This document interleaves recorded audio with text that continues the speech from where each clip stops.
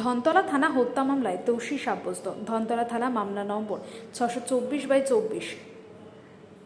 নদিয়া জেলার ধনতলা থানা এলাকায় কুশাবেড়িয়া পশ্চিমপাড়ার অভিযুক্ত নির্মল দত্ত পুত্র সতীনাথ দত্ত তার স্ত্রী সুচরিতা দত্তকে ছুরি দিয়ে হত্যা করেন। যখন মৃতের বাবা এবং অভিযোগকারী তার ছেলেকে নিয়ে মৃতকে উদ্ধার করতে আসেন, তখন অভিযুক্তরা তার উপর হামলা চালায় এবং পালিয়ে যায়। দ্রুত পুঙ্খানুপুঙ্খ তদন্তের পর যথাসময়ে মাননীয় আদালতে একটি চার্জশিট দাখিল করা হয়। এলজিএডিসি এফটিসি রানাঘাট আদালত বিএনএস ধারার অধীনে অভিযুক্তকে দোষী সাব্যস্ত করেন। অভিযুক্ত নির্মল দত্তকে যাবজ্জীবন কারাদণ্ড এবং 10,000 টাকা জরিমানা করেছে। মামলার তদন্ত কর্মকর্তা এবং এলডিপিপিকে রানাঘাটের এসপি স্যার সম্মানিত করেছেন। তখন আমি ওই পাশটা দৌড়ে আসি, মানে তখন দৌড়ে এই পাশে এসে চেঁচাই করে আমরা তিনজনে গ্রিল ঝাঁকাতে ঝাঁকাতে গ্রিলটা খুলে যায় যেভাবে। তখন আগে বলা হয়েছে যে দরজাটা খুলে, তা বলে যে দরজা খোলা দেরি আছে 10 মিনিট পরে। তখনও কার কাছে ফোন করে, তারপর সেই দরজা খুলে মানে আমরা ঢুকে বেরোতে মানে ঢুকতে ও পালিয়ে দৌড়ে যায়। আমি দেখে আমার কি করেছিল, কিভাবে কি করেছিল? চোখের সামনে। আজকের এই সাজা কি বলবেন?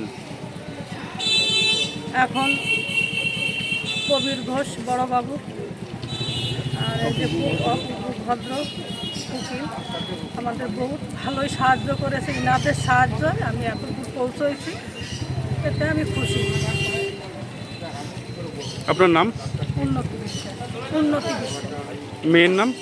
সুচিত্রা দত্ত। জামাইয়ের নাম যিনি আসামি? নির্মল। What is actual happened? Keep on mention. বলতে হবে? আপনারা জানেন গত বছর 1 সেপ্টেম্বর 2024 ধনতলা থানাতে একটা আমরা খবর পাই কি একটা পার্সন নেম হচ্ছে নির্মল দত্ত, উনি নিজের বউকে কুপিয়ে মেরে দিয়েছে। তো এই ব্যাপারটা নিয়ে ইমিডিয়েটলি একটা কেস স্টার্ট হলো।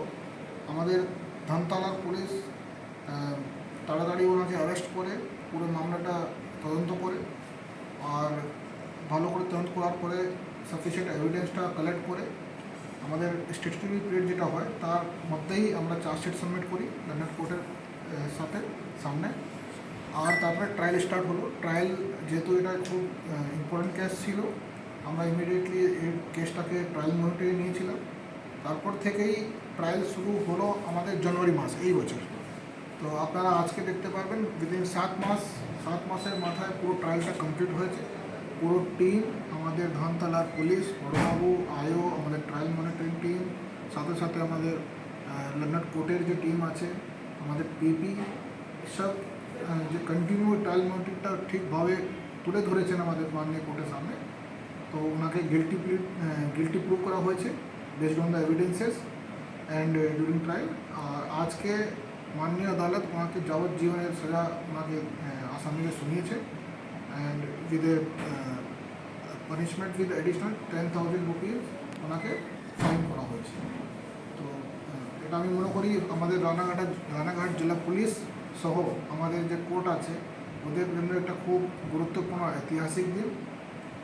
সো দ্যাট আমাদের যে জাস্টিস যে আছে, জাস্টিস ডিলিভারি সিস্টেম উপরে আমাদের যারা পাবলিক আছে, পাবলিকের আস্থা একটু আরও মজবুত হবে, ওদের ট্রাস্ট থাকবে। আর আমরা বি মনে করি দিস কাইন্ড অফ সাকসেস আমাদেরকে আরও মোটিভেট করে আমাদের অফিসারকে, আমাদেরকে এভরি লেভেল, সো দ্যাট আমরা আমাদের পরিষেবা আরও ভালো করে মানুষকে দিতে পারি। Thank you. বিশ্বাস একটা কমপ্লেন করেছিল যে তার মেয়ে সুচিত্রা দত্তকে এই নির্মল দত্ত মেয়ের হাজব্যান্ড ইংরাজি 1/9/2024 দুপুর 1:55 নাগাদ তাকে নির্মমভাবে দা দিয়ে কুপিয়ে খুন করে in presence of the complainant, তার ছেলে এবং তার ওয়াইফ। ওয়ার নির্মল দত্ত তাকে লার্নেড এফটিসি গৌতম কুমার নাগ লাইফ ইমপ্রিজনমেন্ট দিয়েছে। গতকালকে তাকে দোষী সাব্যস্ত করেছে এবং অদ্য তাকে লাইফ ইমপ্রিজনমেন্ট দিয়েছে। এই নির্মল দত্ত, জগদীশ বিশ্বাস, মা এবং তার ভাই তাদের সামনেই তাকে ধারালো দা দিয়ে গলায় কোপ মেরে তাকে খুন করেছে। এই কেসে অদ্য এই লার্নেড এফটিসি তাকে লাইফ ইমপ্রিজনমেন্ট দিয়েছে। আমরা ক্যাপিটাল সাজা চেয়েছিলাম, এই ক্যাপিটাল সাজা অর্থাৎ আমরা তার মৃত্যুদণ্ড চেয়েছিলাম, কারণ অত্যন্ত নির্মম এবং মানে অমানবিক নৃশংস হত্যাকাণ্ড।